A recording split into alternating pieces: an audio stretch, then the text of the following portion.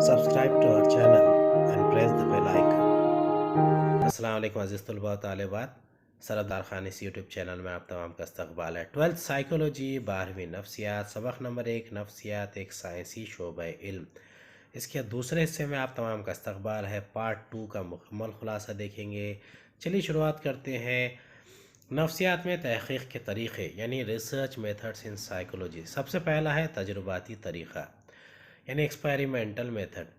Experimental method क्या है? ये बर्ताव का मुताला करने का ज़्यादा साइंसी तरीक़ा है, यानी तजुर्बात की मदद से बर्ताव का मुताला किया जाता है। इस तरीक़े ने ही नफ्सियात को एक साइंस का मकाम दिलाया है, यानी साइंस का मकाम नफ्सियात को दिलाने में तजुर्बाती तरीक़े का एक बहुत अहम किरदार है। तजुर्बाती तरीक़े में तजुर्बा करने वाला यानी एक्सपेरिमेंटर इन इक़दामात पर अमल करता है। जो पहला है मसले को पहचानना यानी आइडेंटिफाइंग द प्रॉब्लम। दूसरा है मफरूज़ा क़ायम करना यानी डेवलपिंग हाइपोथेसिस।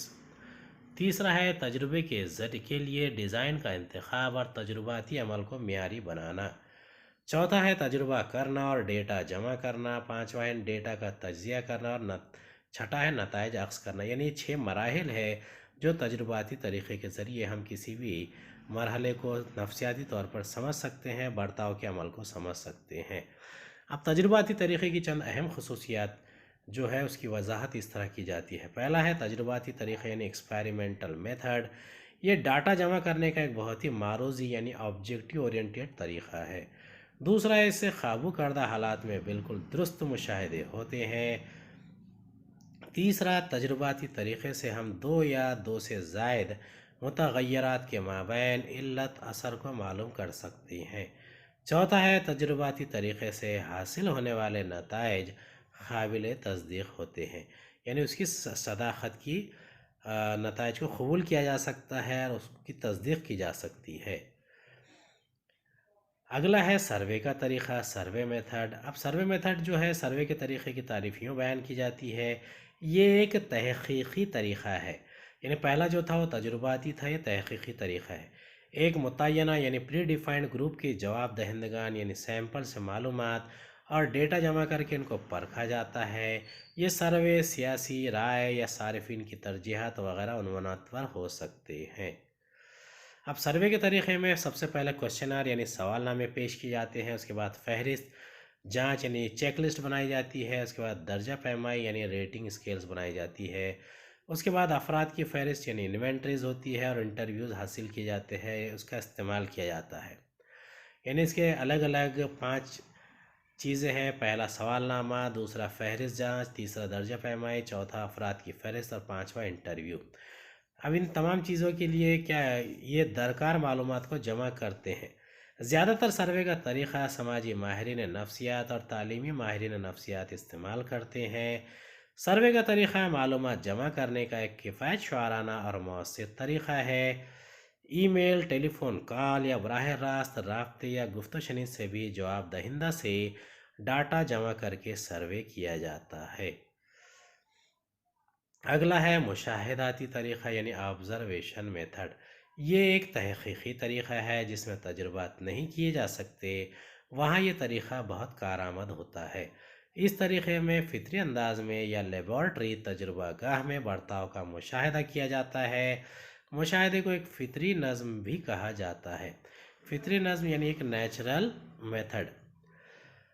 अब ये ऑब्ज़र्वेशन मेथड जो है ये एक फ़ितरी मुशाहिदा यानी नेचुरल ऑब्ज़र्वेशन है, और जो मुशाहिदा तजुर्बागाह में किया जाता है वो एक मुंज़बित तरीक़े से यानी कंट्रोल्ड मेथड के ज़रिए मुशाहिदा किया जाता है।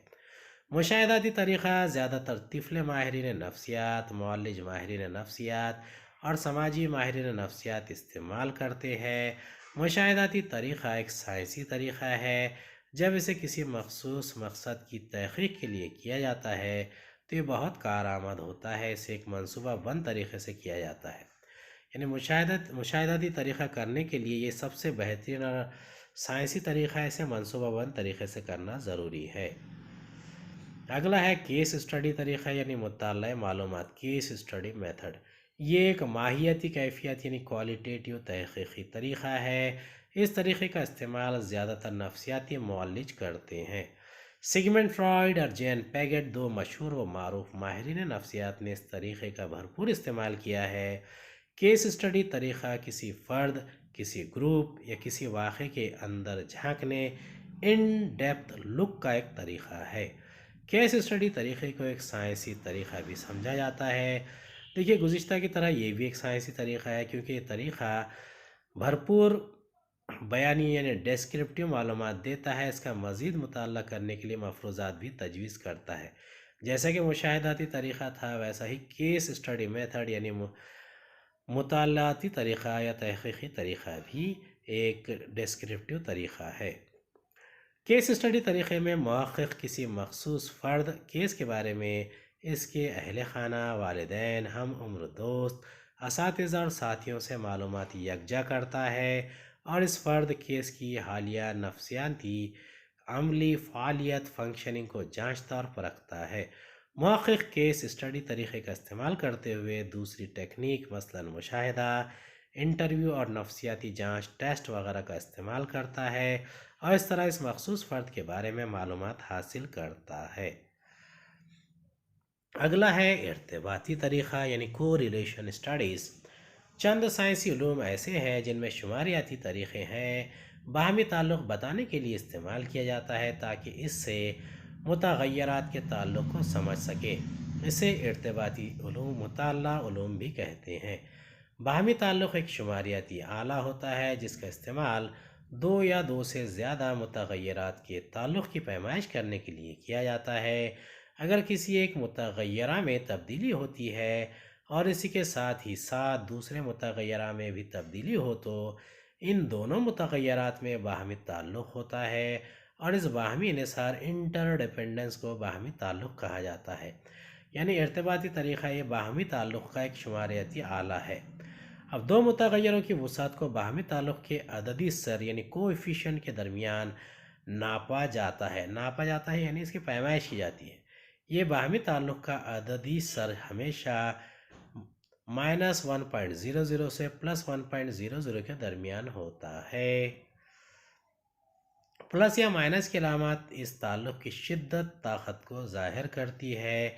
बाहमी ताल्लुक़ की तीन किस्में हैं। पहला है मुस्बत बाहमी ताल्लुक़, अ पॉजिटिव को रिलेशन। जब दोनों मुतग़य्यरात एक वक्त में एक साथ कम हो या ज़्यादा हो तो इसे मुस्बत बाहमी ताल्लुक़ कहते हैं। मुस्बत बाहमी ताल्लुक़ में बाहमी ताल्लुक़ की कदर हमेशा *00 से जमा 1.00 के दरमियान होती है।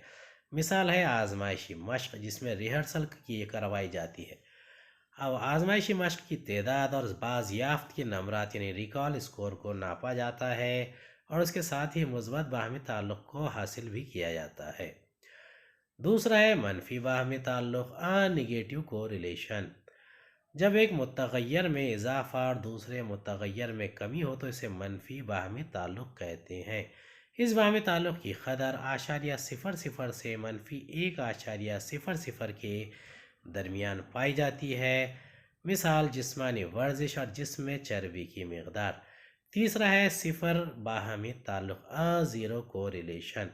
जब एक मुतग़य्यरा से दूसरे मुतग़य्यर में कोई तब्दीली ना हो तो इसे सिफ़र बाहमी ताल्लुक़ कहते हैं। इसमें बाहमी ताल्लुक़ की कदर *00 होती है। मिसाल इंसानी ख़द और इंसानी ज़हानत। अगला है नफ्सियात को साइंस बनाने में दरपेश challenges in establishing psychology as a science. नफ्सियात को एक साइंसी शोबा इल्म माना जाता है, लेकिन इसमें अब भी काफ़ी इख्तलाफ पाया जाता है। ये इख्तलाफ इसके नज़रियात, तजुर्बात, अखलाकियात और फ़लसफ़ियाना उमूर पर हैं। ज़ैल के इख्तलाफात और तनक़ीदें नफ्सियात को साइंस बनाने पर की गई हैं। पहला है नफ्सियात अभी नापुख्तगी के मरहले में है। Psychology in pre paradigmatic stage. इल्म तबियत, इल्म कीमिया एक पुख्ता और फितरी साइंस है, जबकि अभी भी नफ्सियात बिल्कुल नौखेज़, कम उम्र और नापुख्ता इल्म है। ये एक समाजी साइंस है यानी सोशल साइंस है। थॉमस कोहो के मुताबिक ये अब भी नापुख्ता है। नफ्सियात अब भी मालूमात को मुकम्मल और मजमूए मालूमात की सूरत में नहीं पेश कर सकी। جس کی ایک بالکل واضح تصوراتی بنیاد ہو اور جسے تمام ماہرین نفسیات بھی قبول کر لیں۔ دوسرا ہے معروضیت اور صداقت کے مسائل، issues related to objectivity and validity. نفسیات میں شخصیت، پرسنالٹی، قیادت، لیڈرشپ، تخلیقات، کریٹیوٹی، جذبات، ایموشنز، رجحانات، ایٹیٹیوڈز وغیرہ نرم یعنی سافٹ تحقیقی طریقے، سروے، سوال نامے پر بھروسہ کرتے ہیں، جبکہ مشاہدہ، باطن، انٹراسپیکشن اور تحلیل نفسی یعنی سائیکو انالیسس بنیادی لحاظ سے موضوعی یعنی سبجیکٹیو ہوتے ہیں۔ اس لیے علم نفسیات کچھ حد تک معروضیت اور صداقت کی معیار کو پورا نہیں کرتا۔ اب دیکھیے اس میں معروضیت اور صداقت کے جو مسائل ہیں، اس میں جو اہم چیزیں ہیں، سب سے پہلے ہے شخصیت یعنی پرسنالٹی، پھر قیادت، لیڈرشپ، تخلیقات، کریٹیوٹی، جذبات، ایموشنز، رجحانات، ایٹیٹیوڈز۔ اس کے علاوہ نرم طریقے اور تحقیقی طریقے، سوال نامے، باطن، تحلیل نفسی اور موضوعی چیزیں، تمام چیزیں اہم ہیں۔ تیسرا نقطہ ہے پیشن گوئی اور نقل کے مسائل، ایشوز ریلیٹڈ ٹو پریڈکٹیبلٹی اینڈ ریفلیکٹیبلٹی۔ نفسیات کا اہم مقصد برتاؤ کی وجوہات کو سمجھ کر اس کی پیش گوئی کرنا ہے، لیکن نفسیات میں بالکل صحیح پیش گوئی کرنا مشکل ہوتا ہے، کیونکہ مختلف حالات میں لوگوں کے رد عمل مختلف ہوتے ہیں۔ انسانی برتاؤ کا کیمیاوی مرکبات اور ذرات ٹکڑوں میں مطالعہ نہیں کیا جا سکتا ہے، اس لیے نفسیات میں جانچ ٹیسٹ کے نتائج مختلف ہوتے ہیں، ان کو قابو میں رکھنا بھی مشکل ہوتا ہے، اس طرح اس کو دوہرا کر وہی نتیجہ حاصل نہیں ہوتا۔ یعنی پیشن گوئی اور نقل کے جو مسائل ہیں وہ نفسیات کے عمل میں کم ہی صحیح ثابت ہوتے ہیں، یعنی نتیجہ خیز ہونے میں اس میں شبہ پایا جا سکتا ہے۔ چوتھا نقطہ ہے انسان کو بطور شے چیز پیش کرنا یعنی آبجیکٹیفائنگ ہیومنس۔ کچھ وجودیت یعنی ایکسسٹینشیل اور انسانیت نواز ہیومنسٹک ماہرین نفسیات کا اعتراض تنقید ہے، یعنی بعض نے اعتراض کیا ہے، بعض نے تنقید بھی کی ہے کہ تجربات کے لیے کسی انسان کو محکوم یعنی سبجیکٹنگ بنانا غلط ہے، یعنی انسان کو محکوم بنا کر اس پہ تجربات کرنا، کیونکہ تجربات میں انسان کو ایک چیز یعنی تھنگ یا شے آبجیکٹ سمجھ کر جانچا پرکھا جاتا ہے، اور علم نفسیات میں بعض مرتبہ انسانوں کو ایک غیر انسانی وجود کے طور پر بھی پیش کیا جاتا ہے، یعنی انسان ایک آبجیکٹ بن جاتا ہے، چیز بن جاتا ہے جب اس کے اوپر تحقیق کی جاتی ہے۔ آخری نقطہ ہے عقلیت کی اہمیت یعنی امپورٹنس آف ریشنالٹی۔ بطور سائنس نفسیات کو ایسے قوانین وضع کرنا ہے جو انسانی برتاؤ کو چلا سکیں، لیکن علم نفسیات اب بھی یہ قبول کرتا ہے کہ انسانی برتاؤ متحرک یعنی ڈائنامک اور الجھے ہوئے کمپلیکس ہوتے ہیں، کیونکہ ہمارے اکثر برتاؤ دوسروں میں اس وقت بھی نظر آتے ہیں جبکہ ہمارے کچھ برتاؤ صرف ہمارے لیے مخصوص ہوتے ہیں۔ زندگی میں خوشی حاصل کرنا انسان کا سب سے بڑا مقصد ہے، لیکن اس مقصد کو حاصل کرنے کے لیے ہر شخص کو مخصوص طریقے سے سوچتا ہے اور عمل کرتا ہے، لیکن خوش ہونے پر ہمیں دیکھنا چاہیے کہ اس سے کسی کے جذبات، احساسات اور افکار مجروح نہ ہو، اور خوشی کا اظہار غیر معقول طریقے سے نہیں ہونا چاہیے، اور سماجی اقدار و اصول اور اخلاق کو پامال نہیں کرنا چاہیے۔ علم نفسیات میں انہی وجوہات کی بنا پر عقلیت کا تصور سامنے آیا ہے، یعنی عقلیت پسندی کو بہت زیادہ زور دیا گیا ہے، تبھی انسان کا جو نفس ہے وہ دوسروں کو کے جذبات کو مجروح نہ کرے، اپنی خوشی کے لیے دوسروں کو پریشان نہ کرے۔ جب سائنسی علوم سے انسانی زندگی میں اصلاح ہوتی ہے تو سماج سائنس کی حوصلہ افزائی کرتا ہے۔ نفسیات بھی دوسرے سائنسی علوم کی طرح ہی انسانی زندگی میں اصلاح و ترقی دیتا ہے، لیکن نفسیات میں عقلیت کو زیادہ سے زیادہ استعمال کیا جاتا ہے۔ اسٹانووچ اور اس کے رفقا نے عقلیت کے بارے میں کہا ہے کہ عقلیت میں موافق استدلال، اچھے فیصلے اور اچھی فیصلہ سازی شامل ہے۔ اسٹرنبرگ اور اس کے رفقا نے ذہانت کے ضمن بتاتے ہوئے کہا ہے کہ عملی ذہانت سے مراد یہ ہے کہ یہ ایک قدرتی ترتیب میں کامیابی سے کی جانے والی صلاحیت کا نام ہے جس کے ذریعے کسی مقصد کو حاصل کیا جاتا ہے۔ ڈاکٹر البرٹ ایلیس، جس نے عقلی جذباتی کرداری، ریشنل، ایموشنل बिहेवियरल थेरेपी को पेश किया है। नफ्सियात के शोबे सलाहकारी काउंसलिंग में बहुत मौसर और मकबूल मुदाखलती यानी इंटरवेंशन का तरीक़ा है। डॉक्टर अल्बर्ट इलियस ने अखली ज़िंदगी गुजारने को बहुत अहमियत दी है। इसका कहना है कि बाक़ी लोग नफ्सियाती लिहाज से सेहतमंद होते हैं और इनमें कुछ मखसूस खसूसियात होती है। इनमें से चंद खसूसियात ये हैं, यानी रैशनल इमोशनल बिहेवियर, अक़ली जज्बाती किरदारी।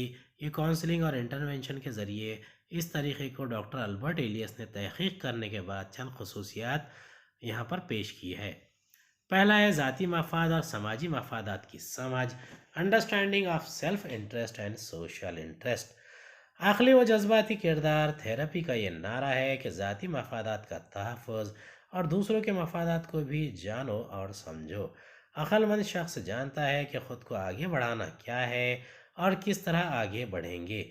वो इन इंतखाबात की ज़िम्मेदारी ख़ुद लेते हैं, लेकिन उसी वक्त वो ये भी ख्याल रखते हैं कि किसी और शख्स के हुकूक़ पामाल ना हो।